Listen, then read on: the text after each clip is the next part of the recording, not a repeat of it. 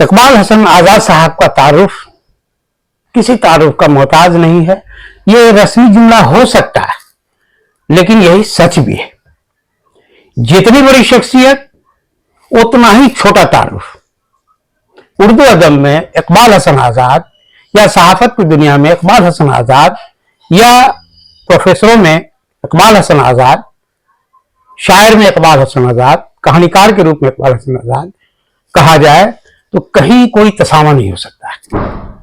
तो इकबाल हसन आजाद साहब, हम आपसे गुफ्तगू कई किस्तों में करेंगे। हमारी जो पहली गुफ्तगू हो वो आपकी शख्सियत से जुड़ी हुई बातों से हो, ताकि रिसर्च स्कॉलर जो ऐसे भी मेहनत नहीं करते हैं शख्सी मामले तलाशने के लिए, न घर वालों से रुजू करते हैं और न छानबीन करते हैं कि किसी किताब में या मुसन्निफ ने खुद लिख दिया हो वहां से हासिल करें। ये बहुत बड़ी कमी है।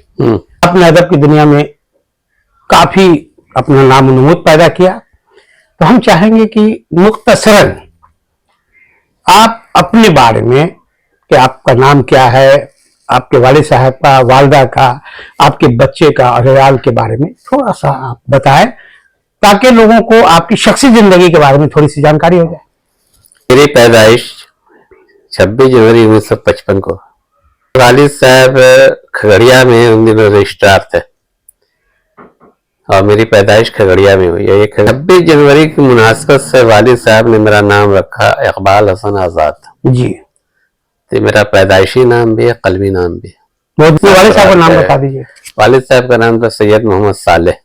वालदा साहब? वालदा का नाम था हुस्ना खातून जी। और बाल बच्चों को भी थोड़ी तफसील बता दीजिए। 3 बच्चे हैं जी। बड़ी बेटी डॉक्टर है, MD MBBS, फरिया सबीन जी, आजकल तमाम में है जी। और छोटी बेटी सहीफा साबरीन निदा अमेरिका में है जी। उसने इंजीनियरिंग का कोर्स किया है जी, जामिया से। और बेटा जो है सालिस, जिसके नाम से मैंने रसाला निकाला है, वो फ्रीलांस जर्नलिस्ट है जी। और नोएडा में रहता है। वो अपना एक इंग्लिश मैगजीन सालिस मेनिया निकालता है ऑनलाइन। जी। और रहने वाले आप? रहने वाले असल हम लोगों का घर नालंदा जिला में एक गांव है डुमरावा, वहां के। वालिद साहब ने बिहार में मकान बना लिया था तो हम लोग बिहार के होके रह गए। और तालीमी शुरुआत कहाँ से की? तालीम सबसे पहले दरभंगा में शुरू हुई थी, वहाँ एक मदरसे में साहब थे। वालिद साहब थे तो वहाँ मदरसे से आपके? वहां से, वहीं से वो रिटायर हुए दरभंगा से। जी। उसके बाद फिर हम लोग बिहार आए तो यहाँ सोहरा हाई स्कूल में मेरा एडमिशन हुआ 6th क्लास में जी 1964 में। वहाँ मैंने 10वीं क्लास तक तालीम हासिल की। उसके बाद मैं चला आया राम मोहन राय सेकेंडरी पटना और यहाँ से 1972 में मैंने साइंस, उस जमाने में साइंस और आर्ट्स की पढ़ाई अलग होती थी, साइंस से मैंने बायोलॉजी लेकर के +2 किया 12th क्लास। उसके बाद मैं कलकत्ता चला गया या भेज दिया गया जी। और वहाँ मौलाना आजाद कॉलेज से मैंने BA में ऑनर्स किया, उर्दू ऑनर्स जी 1975 में। यूनिवर्सिटी से 75-77 के सेशन में मैंने MA किया जी। और फर्स्ट गोल्ड मेडलिस्ट में हुआ जी। आप हमारे सीनियर रहे हैं। और उसके बाद सर्विस में आ गया। तो 80 में भागलपुर यूनिवर्सिटी से एडवर्टाइजमेंट निकला नौकरी के लिए, लेक्चरशिप के लिए। तो मैंने वहां अप्लाई किया, मेरा इंटरव्यू हुआ और वो पहला और आखिरी इंटरव्यू मैंने दिया जी। उसी में मेरा सिलेक्शन हो गया जी। और मेरी बहाली भागलपुर में कॉलेज है, GRS कॉलेज जमालपुर में। अब वो मुंगेर यूनिवर्सिटी अलग हो गई है जी। तो उस कॉलेज में मैंने 31 अगस्त 1981 को ज्वाइन किया जी। और उसी कॉलेज से प्रिंसिपल की हैसियत से 31 जनवरी सन 2000 में मैंने काफी लंबी खिदमत की है। हाँ। ये बताइए कि आप अफसाने की दुनिया में पहले कदम रखा या शायरी की दुनिया में? साथ साथ ही कदम रखा जी। जब मैं 8वीं क्लास में था 1966 में जी। तो उस जमाने में मेरी छोटी छोटी नज़में बच्चों के लिए जो लिखी जाती हैं वो नूर रामपुर से निकलता था, जी। नूर खिलौना दिल्ली से, जी या मसर्रत एक पटना से आता था, जहाँ ज़ियाउर रहमान गौसी निकालते थे, इसमें नज़में आती थी। और उसके बाद कुछ कहानियां भी मैंने लिखना शुरू की। जो डॉक्टर बैशीफ से एक रसाला निकलता था बच्चों का डाइजेस्ट, जी और उसके मुदीर थे रिजवान रिजवी। वो किस्सा भी दिलचस्प है इन मानों में जी।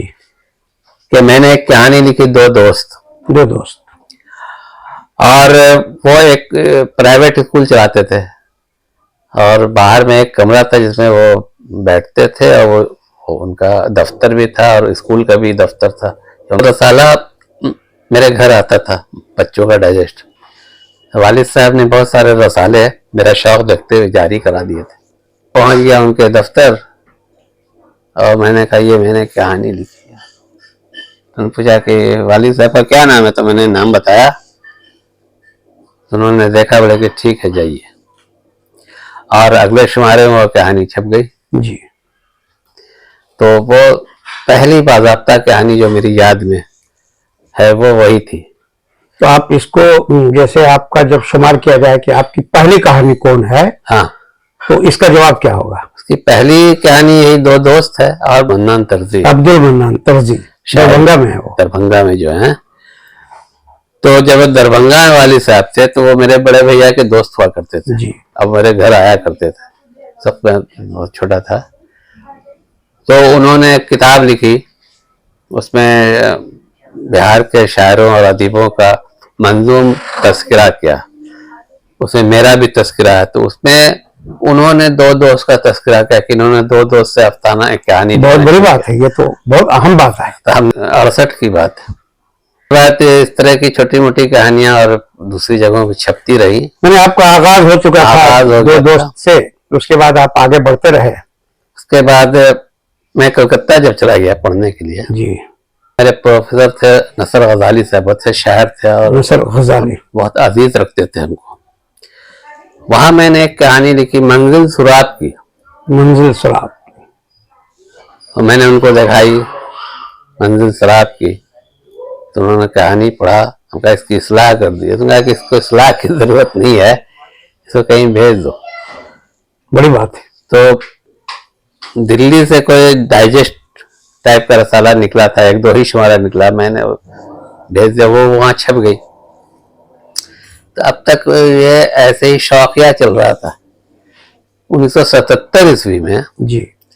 सबसे पहले मैंने वो जो जयप्रकाश नारायण का चला था ये आंदोलन, और उसके बाद जो इलेक्शन हुआ, मोरारजी देसाई जो प्राइम मिनिस्टर बने, तब मैंने एक मुख्तसर अफसाना, मिनी अफसाना कहिए, इनकलाब लिखा, वो शमा में छपा।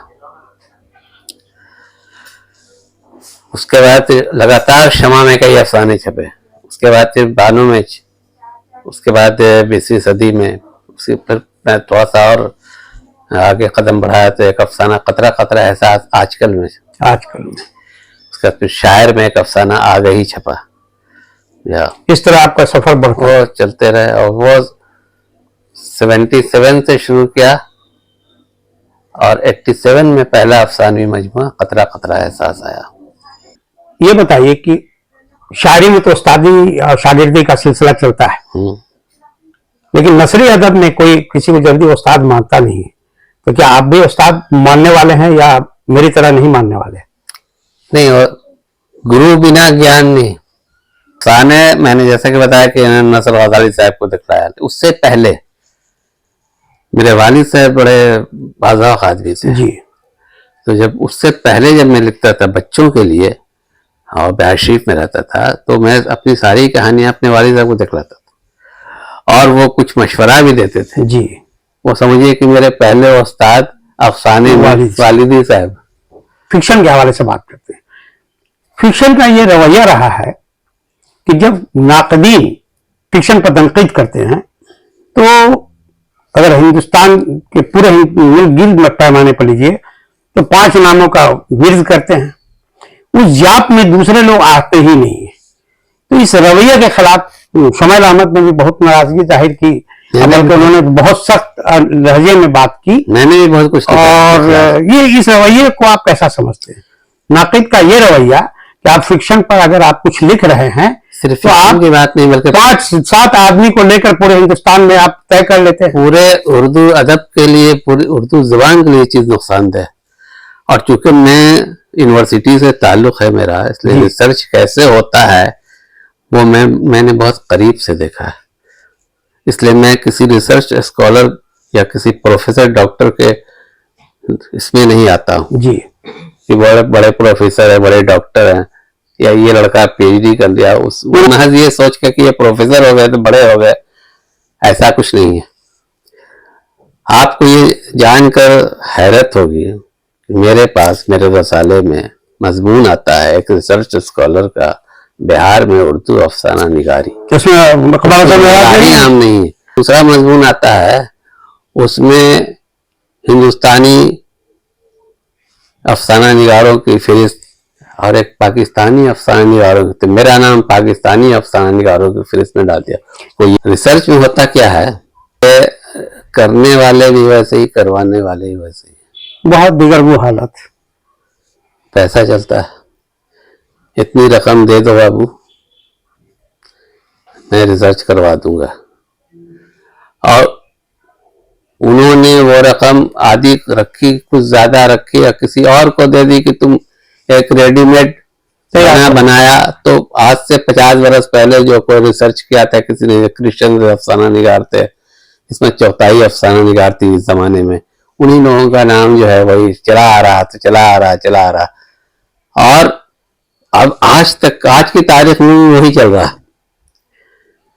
तो मैंने इसके खिलाफ अपने रसाले के जरिए एक जिहाद किया। आप फेसबुक पर भी आप इस तरह की ऐसे लोगों की चीजें नहीं छापता हूँ। अच्छा, एक बात मैंने कई, जैसे अब्दुल समद साहब से भी गुफ्तगू बात की और मुश्ताक नूरी साहब से भी बात की, तो हमने भी एक एहतराज दर्ज किया कि भाई आप लोग जो बड़े हैं तो आपको आने वाली नस्ल की तरफ आप गर्दन घुमाकर नहीं देखते हैं कि मेरे बाद भी कोई ऐसा है। आप अपने बराबर न लाएं, लेकिन आपके पीछे कोई चल रहा है क्या, ऐसे आपके पास नाम है जिससे आप तवक्कुआत वाबिस्ता रखते हैं कि ये आने वाले वक्त में एक बड़ा अफसाना नगार बनेगा। तो चंद नाम गिनाए वो तो बिल्कुल जिसको कहते हैं कि वही रिसर्च स्कॉलर वाले हिसाब किताब से। तो आपसे मैं पूछता हूं, चूंकि आप उस नस्ल के बात के माने जाएंगे, तो आपकी नजर में कोई ऐसा है जो चमकता हुआ दरख्शंदार नजर आया कि ये अफसाना निगार आगे चलकर एक बड़ा अफसाना निगार, या ये खातिन जो है, या ये जो चीज़ें जो है आगे चलकर कोई बड़ा अफसाना निगार बन सकती है? पाकिस्तान में ज्यादा अच्छे अफसाने लिखे जा रहे हैं नई नस्ल में जी, और उनका विजन थोड़ा सा चौड़ा है जी, और उनका डिक्शन भी अलग है और ट्रीटमेंट भी अलग है, और उनके अफसाने को पढ़ करके लगता है कि ये अफसाना, बोल्डनेस भी है। से उसकी बहुत सारी वजूहत हैं, वहाँ का माहौल, वहाँ का मतलब जो कुछ भी है, हाँ, वही तो वो तहजीब है, यह तहजीब है, कल्चर है, वहाँ का जो रहन सहन है वो अलग है, सब अंदाज होता है। अभी यहाँ नए लिखने वालों में ढूंढने से 2-4 मिलेंगे, और वो कितनी दूर चलेंगे मैं नहीं कह सकता, जाहिर सी बात। हाँ, जैसे वो ज्यादातर अफसाना निगार महाराष्ट्र में जी, टीम अकील शाह है, इस्माइल गौहर है, या और 1-2 और नाम है, अभी जहन से उतर गया। और ये लोग मतलब आगे मेहनत करें। बिहार के तनाज़े में, बिहार में तो नई नस्ल में, बिल्कुल नई नस्ल में कोई अफसाना निगार हमको नजर नहीं आता। नई नस्ल से ऊपर अब्दुल समद के बाद, सुहैल अहमद और शौकत याद के बाद, उनके बाद तो हम ही लोग हैं।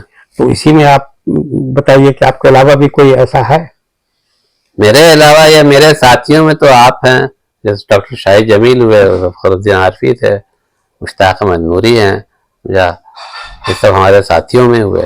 या इसके बाद कोई नस्ल में मेरी नजर में तो कोई अफसाना, अहमद सगीर जो है बहुत लिख रहे हैं, तो उनके बारे में क्या आपका है? अहमद सगीर ने जो कुछ भी लिखा है वो रहता दलित अफसाने के बारे में, और दलित अदब उनका है।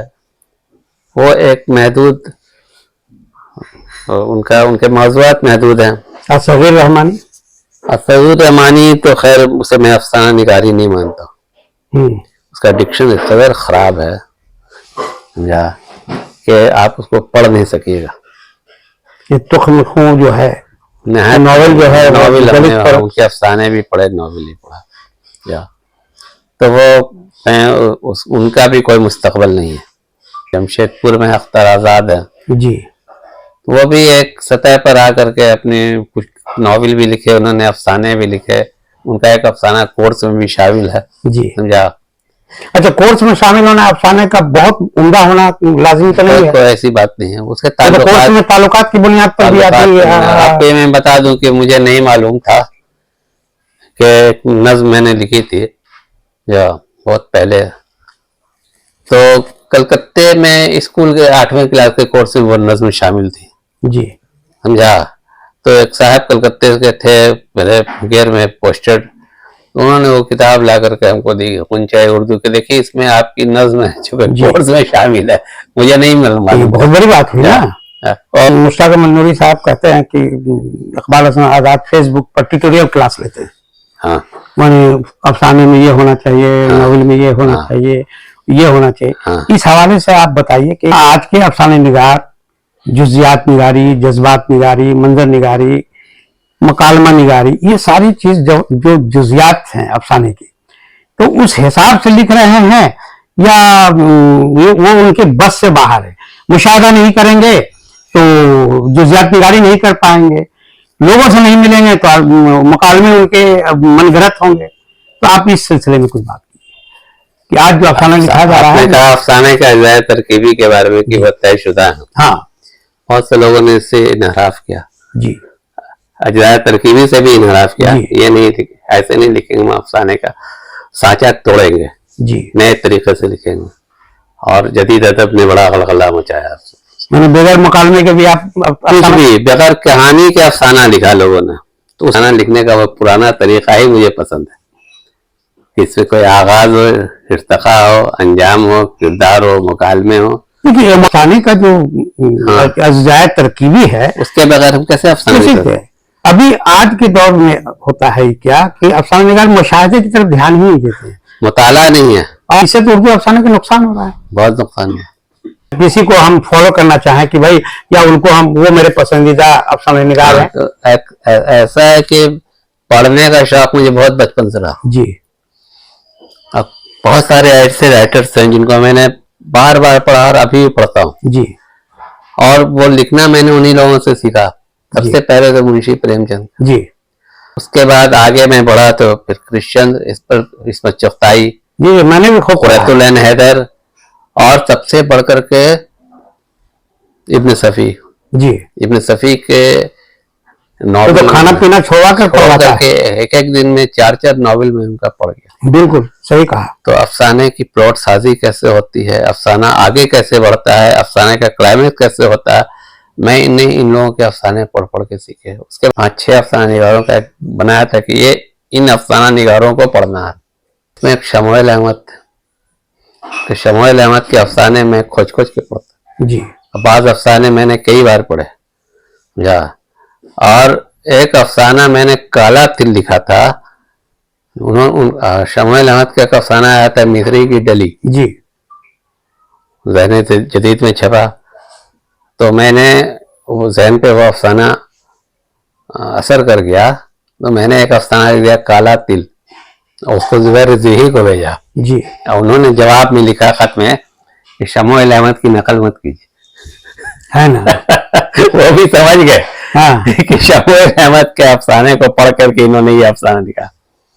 अच्छा, इससे एक बात पैदा होती है कि अफसाना निगारी में जिन्स का बयान जो है क्या बहुत आसान है? जहां तक चाहिए इससे बचना मतलब कि बिल्कुल नागुज़ीर जहां पर हो जाए वहां पे इसका इस्तेमाल करना चाहिए जिन्स का, और इसका इस्तेमाल नहायत एहतियात के साथ करना चाहिए ताकि कहीं पर आप उरियानियत या एरोटिक ना हो जाए वो, अरे वो प्लॉट का हिस्सा बन जाए, वो तकाजे में आ उसकी जाए। जम हो जाए। जैसे मंटू मंटू को मैंने बहुत पढ़ा, मंटू के बहुत सारे अफसाने ऐसे हैं कि बज़ाहिर लगता है कि जी उसका लिखा हुआ, लेकिन जब उसके क्लाइमेक्स तक पहुंचते हैं तो लगता है कि नहीं कुछ और कहना चाह रहा जी है। जी, ये एक जरिया है, ये वहां तक पहुंचने हाँ। का एक जरिया है। और जब मंटू पर फहाशी का इल्जाम लगाया गया तो उन्होंने कहा कि मेरा काम तो रोशनी दिखाना, मैं टॉर्च निकला हूँ रास्ते में, अगर गंदगी है तो जाहिर हो जाएगा। तो आपको नजर आएगी, तो मेरे टॉर्च को बुरा मत कहिए, आप गंदगी हटा दीजिए, ये गंदगी गंदी जो बातें हैं, जो गलत बातें हैं, उसको आप हटा दीजिए। और उसके अलावा और भी नाम थे, जैसे अब्दुल समद हैं, शफक थे, मुश्ताक अहमद नूरी हैं जा, और हुसैनुल हक थे जा, ये लोग जो गुजर गए, तो इन लोगों के अफसाने में शौक से पढ़ता था। उसके बाद में ज़किया मशहदी के अफसाने बहुत मुतासिर किए जी। और शफी मशहदी या शफी जावेद का एक दो अफसाना बहुत अच्छा लगा हमको। तो आप ये बताइए कि ये जो आप प्रेमचंद और कृष्ण और इन लोगों का जो रतुल्लाह हैदर और चौधरी का आपने जिक्र किया, उसके बाद आ गए आप अब्दुल समद और शमाइल अहमद, हुसैनुल हक, मुश्ताक अहमद नूरी वगैरह। तो आपको ऐसा लगता है कि हम उस मुकाम से यहाँ आए तो आगे बढ़े या कोई बहुत आगे नहीं बढ़े? उन लोगों का माहौल दूसरा था, उन लोगों का वक्त दूसरा था, उन लोगों के मौज़ूआत दूसरे थे। और अभी इन लोग जो अपना मुकाम बनाया तो उन्होंने अपने बलबूते पे बनाया और इनका एक अलग मुकाम बन गया है, ये एक अलग नजरिया इनका है, इन्होंने भी अपनी शिनाख्त कायम की है। और अभी थोड़ी देर पहले हम लोगों ने अफसाना सुना इश्तियाक सईद साहब का, ये भी उसी सफ में शामिल हैं जो नए लिखने वालों में जो अच्छे अफसाना निगार हैं, उसमें उनका शुमार भी किया जा सकता है। लेकिन मेरा जो सवाल ये है, जो बहुत सीधा सीधा है, क्या वो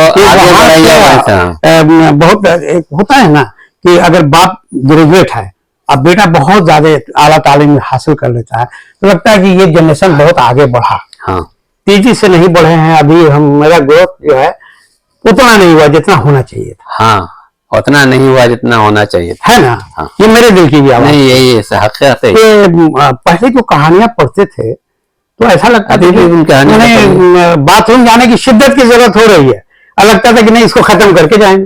मैं आपको ऐसी नहीं पा रहा होती है। मैं पटने से बिहार शरीफ के लिए रवाना हुआ शाम को 4 बजे बाई बस जी, और मेरे हाथ में क्रिश्चियन का नॉवेल था शिकस्त जी, और मैं वो बस पर बैठे बैठे नॉवेल पढ़ता गया यहाँ तक कि बख्तियारपुर आ गया, मगरिब का वक्त हो गया। बख्तियारपुर में गाड़ी रुकी, लोग चाय पीने के लिए उतरे, अब बस के अंदर अंधेरा हो गया, तो मैं नीचे उतर गया किताब लेकर के, जितनी देर जितना सफ़ा पढ़ सकता था वो मैंने पढ़ा। उसके बाद फिर मैं बस में बैठा, अंधेरा था, लाइट नहीं जली थी, तो मैं बिहार शरीफ पहुंचा। अब बिहार शरीफ पहुंच करके न किसी को अब्बा को सलाम किया, न आपा को सलाम किया। ये उस नॉवेल को मैंने पूरा खत्म किया। तो लोगों ने कहा कि अजीब लड़का है, तो इस तरह से मैंने पढ़ा। और शेखपुरा में मेरे बहनों साहब से उनको भी किताबें रखने का, जमा करने का, पढ़ने का शौक था। नाम बता दीजिए। सैयद हसीबुर रहमान।